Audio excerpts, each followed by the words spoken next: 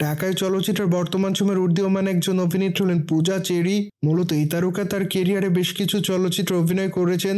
সুতরাং এই জন্য এই তারকা তার অল্প দিনের কেরিয়ারে দর্শকদের মাঝে দর্শকপ্রিয়তা অর্জন করেন। মোরওভার এই তারকা রূপের জাদুতে অনুরাগীরা সর্বদাই ঘায়েল হয়। ঠিক এই জন্য অবশ্য তিনি দর্শকদের মাঝে সর্বদাই আলোচনায় থাকেন। মোরওভার এই তারকাকে সর্বদাই সোশ্যাল মিডিয়ায় সক্রিয় দেখা যায়।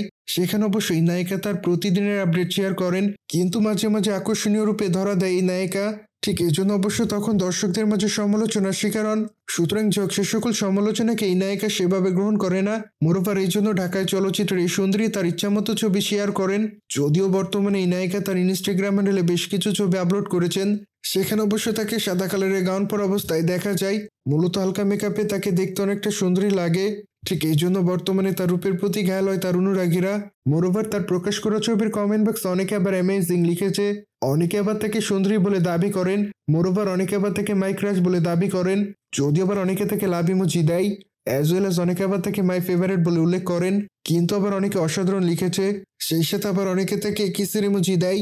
সো যাই হোক, সবকিছু মিলে এই তারকা বর্তমানে দর্শকদের মাঝে এভাবে আলোচনায়।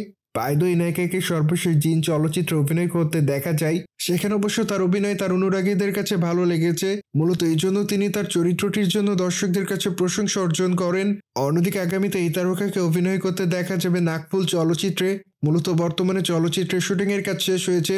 ঠিক এই জন্য বর্তমানে চলচ্চিত্রটি আছে মুক্তির অপেক্ষায়। যদিও মাত্র কয়েকদিন আগে এই তারকা লিপস্টিক চলচ্চিত্রের শুটিং এর কাজ করেছেন।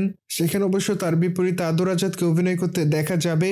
মূলত প্রথমবারের মতো তাদেরকে একসঙ্গে দেখা যাবে। সুতরাং জেনে তো নিলেন, ঢাকায় তারকা পূজা চেরি বর্তমানে দর্শকদের মাঝে নজরে এসেছেন। মোরওভার এই বিষয়টি নিয়ে যদি কোনো মতামত থাকে তাহলে অবশ্য কমেন্ট বক্সে জানাতে ভুলবেন না। বাই দ্য ওয়ে, চ্যানেলটিকে সাবস্ক্রাইব করে আমাদের সাথেই থাকুন আপকামিং আপডেট জানার জন্য।